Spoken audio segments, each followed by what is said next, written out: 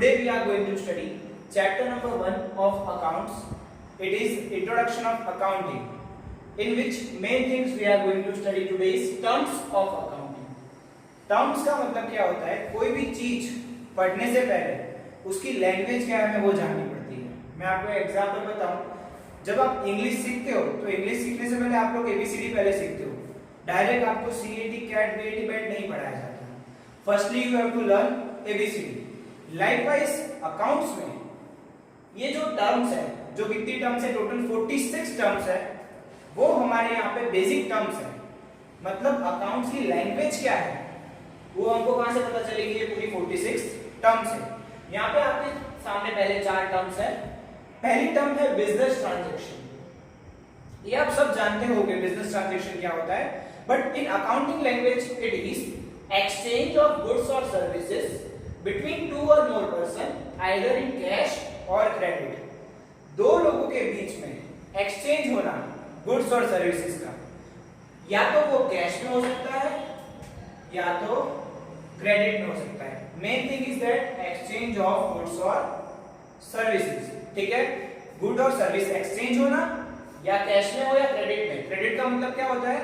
उधार, मतलब बाकी में। आप लेके आते हो ना कई बार किराने वाले से सामान बाकी में कि भैया पैसे आपको बाद में देंगे, तो उसको बोलेंगे क्रेडिट ट्रांजैक्शन। क्रेडिट का मतलब बाकी में, उधार का ट्रांजैक्शन। कैश का मतलब ऑलरेडी आप कैश दे चुके हो। उसका एक एग्जांपल है सोल्ड गुड्स ऑफ ₹5000। आप दुकानदार हो, आपने 5000 के गुड्स किसी को बेचे, तो वो आपके लिए क्या हो गया? एक बिजनेस ट्रांजैक्शन, क्योंकि देखो गुड्स एक्सचेंज हुए, आपको सामने कैश मिला। Okay, and next one is event. Event is not that much important point. Event का मतलब क्या होता है? Result of transaction. For example, आपने कोई चीज खरीदी, ठीक है, कोई चीज खरीदी, तो इसका रिजल्ट क्या हुआ? परचेज अकर्स, मतलब परचेज हुआ, इसको बोलेंगे इवेंट। मतलब कोई भी ट्रांजैक्शन होना, मतलब कोई भी ट्रांजैक्शन का रिजल्ट आना, उसको बोलेंगे इवेंट। सेल्स, मतलब आपने सामान बेच दिया, तो ये क्या हुआ? सेल्स। सिंपल है। Event is not that much important point, consider that thing. आगे जाएंगे हम कैपिटल पे। ये बहुत ही इंपॉर्टेंट है, ये आपको पूरी अकाउंटिंग लाइफ याद रहेगा। कैपिटल का मतलब क्या होता है? An amount invested by the owner in his business. कभी भी कोई आदमी बिजनेस खोलता है तो बिजनेस फ्री में नहीं खोलता। पहली बात तो उस बिजनेस में आपको पैसा इन्वेस्ट करना पड़ता है। ठीक है, फॉर एग्जांपल आपके पापा ने कोई बिजनेस खोला है, ठीक है, तो आपके पापा ने उस बिजनेस में हो सकता है 5 लाख रुपए लगाए हो, 6 लाख रुपए लगाए हो, उसको बोला जाता है कैपिटल। मतलब जो भी पैसा ओनर ने अपने बिजनेस में लगाया है उसको बोला जाता है कैपिटल। ठीक है, एग्जांपल में देखेंगे, started business with amount ₹5 lakh, 5 lakh rupees से बिजनेस स्टार्ट किया। आगे बात करेंगे ड्राइंग्स की। ड्राइंग्स, अभी तक आपने ड्राइंग्स का मतलब क्या सुना होगा? चित्र बनाना। जी नहीं, अब भूल जाइए। After coming in 11th, drawings का मतलब ये होता है कि व्हेन एनी अमाउंट और गुड्स और assets withdrawn bye owner from the business. इसका मतलब क्या है? मैं एक एग्जांपल लूंगा सिंपल सा। मेरी एक स्टेशनरी की शॉप है, मैंने मेरी स्टेशनरी की शॉप से एक पेंसिल का बॉक्स लिया और जाके मेरे लड़के को दिया, तो ये क्या हुआ पता है? मैंने मेरे जो गुड्स थे वो मैं अपने घर पे पर्सनल यूज के लिए लेके गया। ये बात ध्यान रहे, ओनर विथड्रॉस कैश, गुड्स या asset from business for personal use, वो उसके पर्सनल यूज के लिए विथड्रॉ कर रहा है। ठीक है, अब जैसे कि ऐसा भी हो सकता है कि मैंने मेरे गले में से 5000 रुपए लेके गया और मैंने मेरे घर पे दे दिए, सो मैंने कैश विथड्रॉ किया। ऐसा भी हो सकता है मेरे शॉप पे एक चेयर एक्स्ट्रा पड़ी है, चेयर जो होती है ना वो एक्स्ट्रा पड़ी है, तो मैंने क्या सोचा कि इसको घर ले जाऊं क्योंकि यहाँ पे वेस्ट है, तो मैं जो असेट को घर लेके गया, इन सब चीजों को क्या बोलेंगे? ड्राइंग्स। मतलब ओनर अपने घर पे कुछ भी चीज लेके जाता है उसको बोला जाता है ड्राइंग्स। क्लियर? ओके स्टूडेंट्स, तो अब हम नेक्स्ट टर्म पढ़ेंगे लायबिलिटी। लायबिलिटी का मतलब होता है कर्जा। हिंदी में सिंपल मतलब क्या होता है लायबिलिटी का? कर्जा। Amount payable by business for credit purchase of goods और बोरोइंग्स। मतलब या तो बिजनेस ने किसी से उधार पे सामान लिया हो या किसी से पैसा उधार लेके रखा हो, उसको बोलेंगे उसकी लायबिलिटी। फॉर एग्जाम्पल, मैंने आपसे गुड्स परचेज किए 50,000 के बाकी में, मतलब मुझे आपको फ्यूचर में 50,000 रुपए देने बाकी हैं, मुझे आपको फ्यूचर में 50,000 देने पड़ेंगे, तो मेरी ये क्या हुई, liability.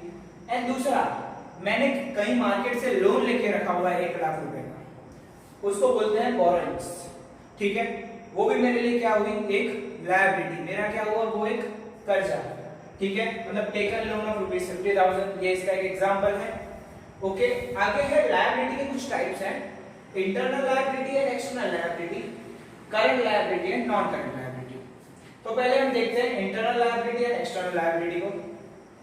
Liability of business towards owner, ये क्या बात हुई?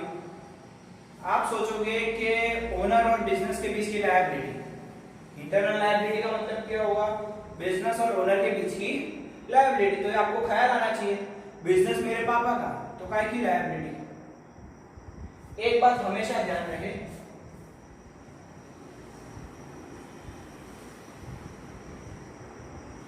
ये है ओनर, ये है बिजनेस। ओनर और बिजनेस अलग अलग आइडेंटिटी है, हमेशा ध्यान रखना है। कॉमर्स में owner and business are separate identity, मतलब ओनर और बिजनेस को यहाँ पे अलग अलग इंसान गिना जाता है कॉमर्स में, ठीक है। आपको आइडिया नहीं होगा, आपके बिजनेस का पान कार्ड भी बनता है, बिजनेस का बैंक अकाउंट भी खुलता है, ठीक है, ना कि आपके पापा के नाम का अकाउंट खुलता है। आपके पापा के नाम का पैन कार्ड और बैंक अकाउंट तो होता ही है, साथ ही बिजनेस के नाम का भी बैंक अकाउंट खुलता है और बिजनेस का पान कार्ड भी निकलता है। इसका मतलब क्या है, business is an artificial person. Artificial person मतलब हमारा बनाया हुआ एक इंसान ही है, मतलब जैसे हम एक इंसान के साथ ट्रांजैक्शन करते हैं उसी तरीके से हमें हमारे बिजनेस के साथ भी ट्रांजैक्शन करने पड़ेंगे, ठीक है। मतलब ओनर को जो पैसा देना बाकी है बिजनेस का, कौन सा पैसा होता है, कैपिटल। ओनर ने पहले लगाया होता है बिजनेस चालू करते वक्त, ठीक है, मतलब बिजनेस को वो कैपिटल ओनर को वापस देना पड़ेगा।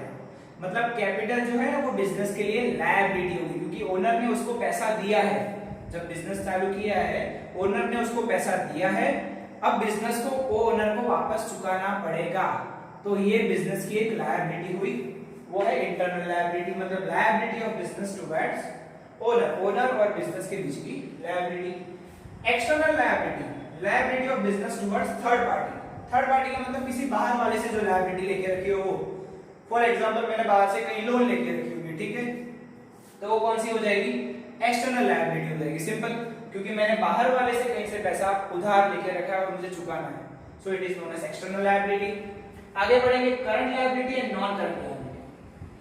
करंट लायबिलिटी का मतलब होता है ऐसी लायबिलिटी जो 1 साल के अंदर अंदर हमें पेड करनी हो, 1 साल के अंदर अंदर जैसे हमें पे करना हो, उसको बोलेंगे current liability. Liability is to be paid within 1 year. इसका एक एग्जांपल है, आपने किसी से बाकी में गुड खरीदे, मतलब जैसे कि आप मेरे पास आए, बोला गया पैसे नहीं, 50,000 का सामान लेना है, मैंने बोला 2 महीने बाद देना, 3 महीने बाद देना, कोई ऐसा बोलेगा अभी सामान ले जाओ 5 साल बाद पैसे देना पड़ेगा, ये चीज पॉसिबल नहीं है। मतलब अगर आपने क्रेडिट परचेज किया है तो उसको आपको 1 साल पहले ही, 1 साल के अंदर अंदर ही उसको पैसा देना पड़ेगा, उसको बोलेंगे करंट लायबिलिटी, जिसमें 1 साल के अंदर अंदर हमें पैसा चुकाना होता है। और अब आती है non current liability. Non current liability मतलब liability is to be paid after 1 year, मतलब जो लॉन्ग टर्म के लिए होती है। एक बात ध्यान रहे, करंट लायबिलिटी का दूसरा नाम है शॉर्ट टर्म लायबिलिटी एंड इसका दूसरा नाम है long term liability. Current liability का नाम short term and non current का long term. Liability is to be paid after 1 year, जैसे कि आपने अपने घर का लोन लेके रखा होता है, उसी प्रकार आपने अगर कोई बैंक से लोन लेके रखा हुआ है जो 5 से 7 साल चलने वाला है, तो उसको क्या बोलेंगे, नॉन करंट और लॉन्ग टर्म लायबिलिटी, क्योंकि वो 1 साल से ज्यादा चलने वाली है। बात करते हैं असेट्स की। आपने असेट वर्ड तो आई थिंक सुना ही होगा, anything which is under ownership of business and has a economic value. ये बात ध्यान रहे, ऐसी कोई भी चीज जो आपके मालिकी की है, मालिकी की मतलब जिसके आप ओनर हो और जिसकी एक इकोनॉमिक वैल्यू है। इकोनॉमिक वैल्यू का मतलब क्या होता है, मतलब जिसको मनी की वैल्यू में आंका जाता है। मैं आपको एक एग्जांपल दूंगा, ये फोन का, ये फोन मेरे हाथ में है तब तक इसकी वैल्यू है, जैसे ये गिरा टूट गया इसकी अब कोई भी वैल्यू नहीं है। मतलब बिजनेस की ऐसी चीज है जिसकी कोई भी वैल्यू नहीं है, वो आपकी असेट नहीं होगी। असेट वही होगी जिसको पैसों में मापा जा सकता हो। Asset means things which are under the ownership of business. पहली बात तो आपकी ओनरशिप में है और जिसकी एक इकोनॉमिक वैल्यू, जिसको पैसों में मापा जा सके। एक बात ध्यान रहे, उसका एग्जांपल है आपकी लैंड, मतलब आपकी जमीन होती है वो, उसकी इकोनॉमिक वैल्यू होती है। मशीन, आपके पास जो मशीन है उसकी भी इकोनॉमिक वैल्यू होती है। आपका मोबाइल, ठीक है, ये सब एग्जांपल है एसेट्स के। ओके, अब लायबिलिटी के टाइप्स देखने के बाद हम देखेंगे एसेट्स के टाइप। एसेट्स के टाइप में पहला है non current and current assets. ये लायबिलिटी की तरह ही है, जैसे हमने देखा था करंट लायबिलिटी में क्या होता था, एक साल के पहले में हमें पे करनी रहती थी। उसी तरीके से करंट एसेट में क्या आता है, asset for less than 1 year, मतलब ऐसा असेट जो हमारे पास एक साल के कम के लिए। ओके स्टूडेंट्स, अब हम देखेंगे types of assets, non current and current assets. जैसे हमने लायबिलिटी में देखा non current and current liability, उसी तरीके से non current and current assets. Non current assets का मतलब assets for more than 1 year. जैसे हमने देखा था नॉन करंट लायबिलिटी में क्या होती थी, जो एक साल के बाद पे की जाती है। उसी तरीके से ऐसे असेट जो हमारे पास, उसी तरीके से जो असेट लॉन्ग टर्म के लिए होती है, मतलब एक साल से ज्यादा के लिए होती है, उसको बोलेंगे नॉन करंट एसेट्स। ठीक है, एग्जांपल लैंड एंड मशीन। देखो भैया, हर साल ऐसा नहीं होता कि आप लैंड बदल दो अपनी। कभी ऐसा बोला है पापा को, पापा एक साल हो गया इस घर में, आप चलते हैं बदल दो? It is not possible. मतलब ऐसी चीजें जो लॉन्ग टर्म के लिए चलती है, जो लंबे टाइम के लिए होती है, मोर देन 1 ईयर होती है, उसको बोला जाता है नॉन करंट एसेट्स। अब बात करें करंट एसेट्स की, तो वो होता है कैश। सीधी बात है, assets for less than 1 year, जैसे लायबिलिटी एक साल से कम के लिए थी, असेट्स जो एक साल के कम के लिए होता है उसको बोला जाता है करंट एसेट्स। जैसे ही कैश, कभी ऐसा हुआ है कि एक ही नोट, मतलब एक का वही कैश आपने पूरा साल चलाया, एक साल से ऊपर चलाया, नॉट पॉसिबल। दूसरा स्टॉक, स्टॉक एक ही साल का होता है, ऐसा नहीं होता एक साल का स्टॉक हमारा 5 साल चलता है। फिर दूसरा है डेटर्स, ये आपके लिए पूरा न्यू टर्म है। डेटर्स का मतलब ऐसा है, आपने किसी को उधार में सामान बेचा है और आपको उससे पैसे लेने बाकी है, उसको आप बोलोगे डेटर। मतलब आपने किसी को उधार में सामान बेचा हुआ है, आपको उससे पैसे लेने बाकी, it is known as debtors. ठीक है, अब हम पढ़ेंगे टेंजिबल एंड इनटेंजिबल एसेट्स। आपने आई थिंक बचपन में पढ़ा होगा क्या होता है टेंजिबल, क्या होता है इनटेंजिबल। नहीं पढ़ा तो भी देख लेते हैं, मीनिंग तो वही है। टेंजिबल का मतलब होता है assets which have a physical existence, मतलब ऐसे असेट्स जो फिजिकली प्रेजेंट है। जैसे कि ये बेंच, ये मुझे अड़ सकता हूं, मैं इस बेंच को मैं छू सकता हूं, मैं देख सकता हूं, तो इसको बोलेंगे टेंजिबल एसेट्स। पर अगर ऐसी कुछ चीज हो जिसको मैं देख ही नहीं सकता, ठीक है, उसको बोलेंगे इनटेंजिबल। आप बोलोगे यार ऐसी कौन सी एसेट है जिसको इनटेंजिबल भी होती है, जो दिखती नहीं है? बहुत सारी एसेट ऐसी है जो हमको दिखती नहीं है। टेंजिबल तो आप बहुत एग्जांपल ले सकते हो, लैंड है, मशीन है, एसी है। पर इनटेंजिबल एक होती है आपकी मार्केट की इज्जत, जो आपकी एसेट होती है पर आपको दिखती नहीं है। फॉर एग्जांपल मैंने आपको बोला कि बेटा जाओ कहीं से मिठाई लेके आओ, बेस्ट वाली मिठाई लाओ, तो आप सीधा कहां जाओगे, या तो ग्वालिया या तो विपुल दुधिया, ऐसी कोई बेस्ट स्टोर पे जाओगे। इसका रीजन क्या है कि ग्वालिया और विपुल दुधिया ने आपके दिमाग में एक अच्छी इंप्रेशन सेट करके रखी हुई है, उसकी मार्केट में गुडविल अच्छी है, मतलब मार्केट में इज्जत अच्छी है, तो वो भी उसकी एक एसेट है गुडविल। पर वो उसकी कैसी एसेट है, इनटेंजिबल, जो दिखती नहीं है और जिसको हम टच नहीं कर सकते। पॉसिबल है इज्जत को टच करना? Not possible. उसी तरीके से कॉपीराइट, कॉपीराइट क्या होता है, आई थिंक आपको आइडिया नहीं होगा। कॉपीराइट का मतलब ये होता है कि आपकी जो भी चीजें हैं वो कोई भी अब चोरी नहीं कर सकता, इसको आपको रजिस्टर करना पड़ता है। फॉर एग्जांपल आपका नाम, आपका लोगो, ये सब आपको रजिस्टर करना पड़ता है, तो वो चीज आपकी कोई भी और चोरी नहीं कर सकता। जैसे कि बालाजी लिखकर अब मैं नाम नहीं रख सकता, बिकॉज उसने रजिस्टर करा के रखा हुआ है, उसके पास कॉपीराइट है। एक ऐसा सिंबल होता होगा, आपने नोट किया होगा, सी करके। ट्रेडमार्क का मतलब होता है कि आपका प्रोडक्ट एकदम सेफ है खाने के लिए, वो आपको मार्क मिला हो, जो ऐसा कुछ प्रकार का होता है, आपने देखा होगा आपके फूड पैकेट्स में, इसको बोला जाता है ट्रेडमार्क। ओके, ये सब हमारी जो है वो इंटेंजिबल एसेट है। आगे प्रोसीड करेंगे लिक्विड एसेट्स।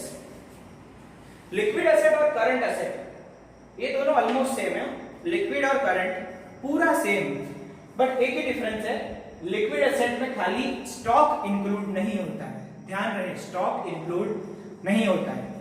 पहले समझते हैं लिक्विड एसेट मतलब क्या होता है। लिक्विड एसेट मतलब ऐसी एसेट जो इजीली कैश में कन्वर्ट हो सके। लिक्विड एसेट मतलब ऐसी एसेट जो इजीली कैश में कन्वर्ट हो सके, जैसे कि देखो कैश तो कैश ही है भैया। उसके बाद बात करें stock, this is not a liquid, उसके पीछे का मैं रीजन बताता हूं। डेटर्स हाँ लिक्विड है, मतलब आपने फोन किया प्रवीण भाई पैसा आपको यार बहुत जरूरत पड़ी है, तो पॉसिबल है कि वो आपको पैसे 50 के 30 तो दे ही देगा जिससे लेने वाले, मतलब ऐसी चीज जिससे इजीली कन्वर्ट कैश कर सकते हैं। पर आप देखो स्टॉक को आप इजीली कैश में कन्वर्ट नहीं कर सकते। आपके पास 50,000 का सामान पड़ा है तो आप ऐसा बोलोगे फटाफट सामान बिक जाना चाहिए, मेरा कैश चाहिए मेरे को, पॉसिबल थोड़ी है। सामान बिकेगा तब बिकेगा, सामान को बेचना आपके हाथ में नहीं होता है, इसलिए लिक्विड एसेट्स में स्टॉक नहीं आता है। लिक्विड एसेट्स का मतलब ऐसी एसेट जिसको हम तुरंत ही कैश में कन्वर्ट कर सकते हैं। फिक्टिशियस एसेट की बात करेंगे। फिक्टिशियस एसेट मतलब ये बहुत ही डिबेटेबल टॉपिक है और इसमें मजा आएगा पढ़ने का। This is non recurring expense. Non recurring expense मतलब ये बहुत लॉन्ग टाइम का एक्सपेंस है। इसके पीछे में खाली आपको एक एग्जांपल देना चाहूंगा, आप ये पूरा फिक्टिशियस एसेट समझ जाओगे। बोलो जुबा केसरी विमल सुना है, जिसकी एडवर्टाइज कौन करता है? अजय देवगन, ठीक है। आई थिंक मेरे को जहां तक आइडिया है वो एडवर्टाइज 5 साल से चली आ रही है, ठीक है। तो सोचो जब विमल वाले ने अजय देवगन को बोला होगा कि आप हमारी एडवर्टाइज करो, तो अजय देवगन ने क्या बोला होगा? I want 15 crore, I want 15 crore. तो क्या लगता है आपको विमल कंपनी ऐसा बोलेगी अजय भाई अभी 2 करोड़ रखो, अगले साल 5 करोड़ दूंगा, उसके अगले साल 3 करोड़ दूंगा, उसके अगले साल 2 करोड़ दूंगा? It is not possible. इसमें क्या होता है, अजय देवगन तो पूरे के पूरे 15 करोड़ ऑन द स्पॉट मांगेगा, तो आपको उसको पूरे 15 करोड़ देने भी पड़ेंगे। तो ये आपकी असेट हो जाएगी। कैसे पता है? कि आपने अभी 15 करोड़ रुपया इन्वेस्ट तो कर दिया है, पर जिसका फायदा आपको पूरे 5 साल तक मिलेगा। ये 15 करोड़ का फायदा आपको पूरे 5 साल तक मिलेगा, इसलिए इसको फिक्टिशियस एसेट बोला जाता है। ये हमारी एक असेट ही है, ठीक है। एक बात ध्यान रहे, the amount is right of every year, मतलब ये 15 करोड़ है ना, उसमें से हर साल थोड़ा थोड़ा माइनस करते जाऊंगा। अगले साल 3 करोड़, फिर उसके अगले साल 3 करोड़, फिर उसके अगले साल 3 करोड़, ऐसे करके मैं 5 साल तक 3-3 करोड़ इस असेट में से माइनस करते जाऊंगा। इसको बोला जाता है फिक्टिशियस एसेट। समझ जाओ एक साथ हमने जो एक्सपेंस कर दिया है, जिसका बेनिफिट हमको बहुत ही लॉन्ग टर्म में मिलने वाला है, उसको बोलते हैं फिक्टिशियस एसेट। आगे बात करेंगे रिसिप्ट। ये बहुत इजी टर्म है, आपने अभी तक सोचा होगा रिसिप्ट का मतलब क्या होता है? कोई भी ट्रांजैक्शन हुआ फाड़ के दो, आ लो तुम्हारे receipt. No, this is not a receipt. Receipt का मतलब क्या होता है? अकाउंटिंग टर्म में जब आपके बिजनेस में कोई पैसा आए, when money received due to business transaction is called receipt। मतलब कोई भी बिजनेस ट्रांजैक्शन हुआ, आइदर सेल्स हुआ, कमीशन हुआ, कुछ भी हुआ, जब भी आपके पास बिजनेस में पैसा आए उसको बोलेंगे उसका receipt. Whenever you get any amount from the business, it is known as receipt। So students, अब हम देखेंगे रिसिप्ट्स के टाइप्स। जैसे हमने रिसिप्ट पढ़ा, अभी हम उसके टाइप देखेंगे capital and revenue receipts. Capital receipt का मतलब क्या होता है? ऐसे रिसिप्ट जो रेगुलर हमें नहीं मिलती है, मतलब ऐसा पैसा जो रेगुलरली नहीं मिलता है। एक एग्जांपल देना चाहूंगा, आपने ना एक लैंड बेचा और उसका आपको पैसा मिला, एक जमीन बेचा और उसका पैसा मिला। तो ऐसा होता है जमीन हर रोज बेचते हो आप? नहीं, जमीन कभी कभी बेचते हैं और उससे पैसा भी कभी कभी मिलता है। तो ऐसी रिसिप्ट मतलब ऐसा पैसा जो मिला उसको बोलेंगे कैपिटल रिसिप्ट। ये कैसी होती है? इर्रेगुलर इन नेचर, मतलब रेगुलर नहीं होती है और ये फ्रीक्वेंटली भी नहीं होती, मतलब मोस्टली होती नहीं है। दूसरा एक एग्जांपल है कि आपको कहीं से 5 लाख रुपए मिले, ठीक है, एज अ लोन, जो भी बोलो, ये भी रिसिप्ट ऐसी है जो रेगुलरली नहीं होती, हम हर रोज लोन नहीं लेते। अब बात करें रिसिप्ट जो रेगुलर बेस पे होती है, मतलब नॉर्मली आपको पैसा जो मिलता है, जैसे कि आपने गुड्स बेचा तो आपको पैसा मिला, तो ऐसा थोड़ी 2-2 साल में 3-3 साल में हमारे गुड्स बेचते हैं। हमारे गुड्स तो मोस्टली हर रोज बेचते हैं, तो हमको पैसा भी उसका हर रोज मिलता है, तो इसको बोला जाता है रेवेन्यू रिसिप्ट, जो कैसी होती है, रेगुलरली होती रहती है। दूसरा एग्जांपल है कमीशन मिलना, कमीशन मिल जाता है कभी कभी कुछ गुड्स पे और कभी कभी बोनस मिलना, ठीक है, ये सब क्या होता है, रेवेन्यू रिसिप्ट होती है। ऐसा पैसा मोस्टली रेगुलर बेसिस पे मिलता रहता है, ठीक है। तो receipt regularly is known as regular और रेवेन्यू रिसिप्ट। आगे बढ़ेंगे प्रॉफिट और गेन, ये सब से आप कब से वाकिफ ही हो, मुझे ज्यादा इसका एक्सप्लेनेशन देने की जरूरत नहीं पड़ेगी। प्रॉफिट, हर कॉमर्शियल बंदे के दिमाग में क्या चलता है, हाउ टू अर्न प्रॉफिट। तो प्रॉफिट का मतलब क्या होता है, the excess of day to day income over expenses, मतलब जब आपकी इनकम ज्यादा होगी और एक्सपेंसेस कम होंगे। Again I am repeating, when your income is more and your expense is less, तो जो डिफरेंस होगा वो आपका क्या होगा, प्रॉफिट। मतलब जो भी आपको पैसा बचता है एक्सपेंसेस करने के बाद, it is known as your profit और गेन। प्रॉफिट और gain are similar words, they are synonyms. आगे बढ़ेंगे लॉस, ये सब वर्ड से भी आप वाकिफ हो। The excess of day to day expense over income, मतलब अब जब आपका एक्सपेंस ज्यादा है, आप बोलते हो ना पोताना पैसा थी मिले तो धंधो चलाओ छो, तो इसका मतलब क्या हुआ, आप किस में जा रहे हो, लॉस में। मतलब आपके एक्सपेंस भी पूरे नहीं हो रहे, आप क्या कर रहे हो, एक्सपेंस भी अपने घर से दे रहे हो, ठीक है। When the excess of day to day expense over income, जब एक्सपेंस ज्यादा होती है और इनकम कम होता है, it is known as loss. Loss में एक इंपॉर्टेंट चीज है, when there is loss of asset और good is called capital loss. देखो कभी कभी क्या होता है पता है, हमारे बिजनेस में आग लग गई तो जितना असेट है वो जल गया, ठीक है। फिर कभी कभी ऐसा होता है चोरी हो गई तो असेट्स चोरी हो गए। कभी कभी ऐसा होता है हमने असेट बेचे तो उसकी हमको कम वैल्यू मिली जितनी हमने उम्मीद की थी। जैसे कि मैंने सोचा था कि मेरी बेंच 4000 में बिकनी थी पर बिकी 2000 में, तो मेरे को इसमें कितना लॉस हुआ, 2000 का हुआ। तो जो भी असेट्स को बेचने पर हमें लॉस होता है ना, उसको बोला जाता है कैपिटल लॉस। ध्यान रखना है, असेट्स को बेचने पर जो भी लॉस होता है उसको हम बोलेंगे कैपिटल लॉस। आगे बढ़ते हैं परचेज की तरफ। ये बहुत इंपॉर्टेंट टॉपिक है।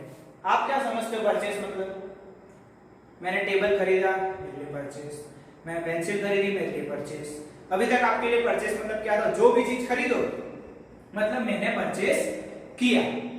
आज से ये भूल जाओ, परचेज का मतलब आज से आपके लिए क्या है पता है। पहली बात तो आप बिजनेसमैन हो, ये बात भूलना कभी नहीं। पहली बात तो आप बिजनेसमैन हो, तो सपोज आप स्टेशनरी के ओनर हो, स्टेशनरी शॉप होता है उसके ओनर हो।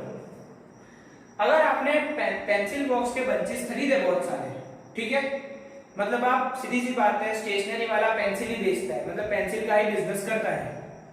तो अगर मैं स्टेशनरी का ओनर होके पेंसिल खरीद रहा हूं तो ये मेरे लिए परचेज है। पर अगर मैंने मेरे लिए आगे का टेबल खरीदा, जो आगे टेबल रहता है ना, अगर मैंने वो खरीदा, सो it is not a purchase for me. वो कभी भी अकाउंट्स में परचेज कंसीडर नहीं होगा। हमेशा ध्यान रहे, परचेज वर्ड किसके लिए होगा, जो बिजनेसमैन जिस चीज का बिजनेस करता है अगर वो गुड्स खरीदे तो ही वो उसके लिए परचेज होगा। ये बात भूलना नहीं है। मैंने जो फर्नीचर खरीदा मेरे लिए वो मेरे लिए परचेज होगा नहीं, पर इसी की जगह मैं पेन के बॉक्स खरीदूं, रबर खरीदूं क्योंकि मैं स्टेशनरी वाला हूं, तो ये सब की सब चीज मेरे लिए क्या है, परचेज। आगे बढ़ेंगे, सेल्स। जैसे परचेज था वैसे ही सेल्स। आप क्या समझते हैं, सेल मतलब जो भी सेल किया मतलब सेल ना, आज से वो सब कुछ बंद। सेल्स का मतलब क्या होता है, क्या आप जिस चीज का बिजनेस कर रहे हो अगर आप वो चीज बेच रहे हो then it is sales for you. A businessman does the business of such goods. Sale of that goods is called sales. For example, again I am stationery वाला, मैं स्टेशनरी वाला हूँ और मैंने मेरे यहाँ से पेन बॉक्स बेचा, पेंसिल बॉक्स बेचा, रबर बेचा, ये सब का सब मेरे लिए क्या होगा, सेल्स होगा। मैं एज अ स्टेशनरी वाला, ये सब का सब मेरे लिए क्या होगा, सेल्स होगा।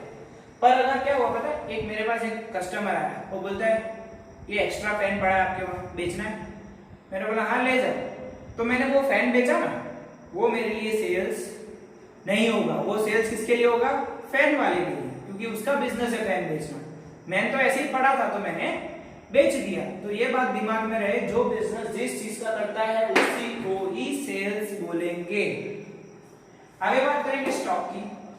ये आपको पता ही होगा, स्टॉक का मतलब क्या होता है, जो सामान हमारे यहाँ पड़ा रह जाता है वो, ठीक है। Goods remain unsold at the end of the year is called stock. तो यहाँ पे मीनिंग क्या है, जैसे कि आपने एक साल बिजनेस चालू किया तो 4 लाख रुपए का सामान भरा, ठीक है। तो 4 लाख में से at the end of the year 31 को 1 लाख का सामान बच गया, ठीक है। At the end of the year मतलब हमारा ईयर होता है 31 मार्च को, तो आपका 1 लाख का सामान बच गया।